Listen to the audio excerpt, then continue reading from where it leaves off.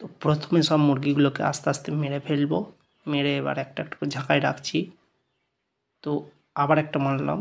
তো এইভাবে 4-5টা মুরগি মারবো, মেরে ঝাঁকায় রেখে শালা মরেনি এখনও, শালা মারছি তাও মরেনি। আবার ডবল করে মারতে হবে। এবার বটির কাছে নিয়ে যাচ্ছি, এবার কেটে ফেললাম। তো এই এখন মুরগি ছাড়ানো চলছে। তো এইভাবে প্রায় মুরগিগুলোকে আস্তে আস্তে ছাড়াচ্ছি।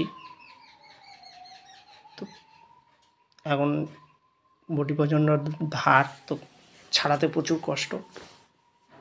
তো আস্তে আস্তে কাটছি। এইভাবে সব 4-5টা মুরগি পুরো কেটে ফেললাম।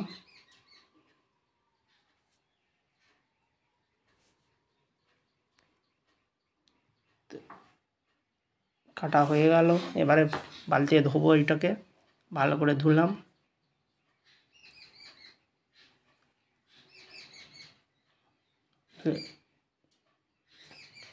এই গামলিটায় রাখবো। তো গামলিটার মধ্যে মাংসগুলো রাখলাম, তারপরে আবারগুলো কাটলাম।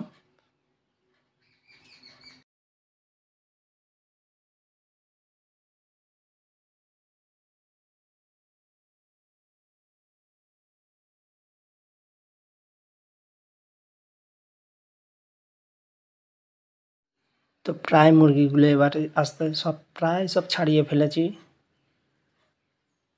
তো তোমরা দেখতে পাচ্ছ সব প্রায় ছাড়িয়ে ফেলা হয়ে গেছে। তো এবার এই মাংস কাটছি। তো মাংসগুলো আস্তে আস্তে কাটছি, নাড়িভুড়িগুলো বার করে সুন্দর করে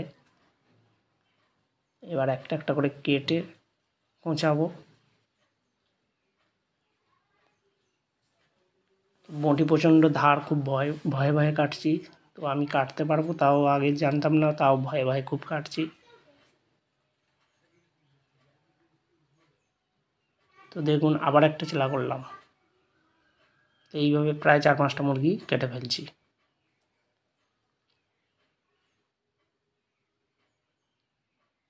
এবার কোঁচানো স্টার্ট করেছি, এবার সব কুঁচিয়ে দেবো আস্তে আস্তে। প্রায় অনেকটা কুঁচিয়ে ফেলেছি।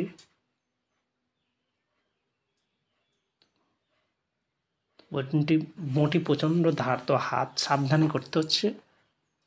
হ্যাঁ, তো খুব ভয়ে ভয়ে মাংসটা কাটছি, কাটি না তো, তাও পেরে গেছি মোটামুটি মাংস কাটা। তো বন্ধুরা, যারা এখনও পর্যন্ত চ্যানেলটিকে সাবস্ক্রাইব করেননি, অবশ্যই চ্যানেলটিকে